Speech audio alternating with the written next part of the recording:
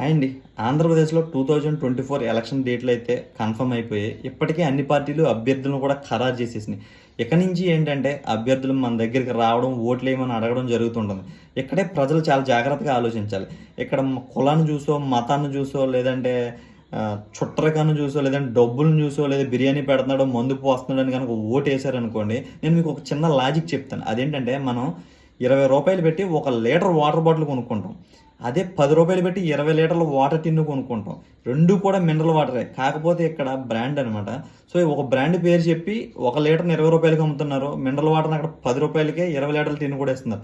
So, మీరు కులాన్ని, మతాన్ని, డబ్బుని, మందుని చూసి ఓటేస్తే రూ. 20 పెట్టి ఒక లీటర్ వాటర్ కొనుక్కున్నట్టుంటది. అదే మంచోడు డబ్బులు ఇవ్వకపోయినా పర్లేదు, మందు పోయిపోయినా పర్లేదని గాని మీరు ఓటేస్తే రూ. 10 పెట్టి 20 లీటర్ల వాటర్ కొనుక్కున్నట్టు. సో, మీరే ఆలోచించుకోండి. ఒక లీటర్ రూ. 20 కొనుక్కుంటారా? లేదా రూ. 10 పెట్టి 20 లీటర్లు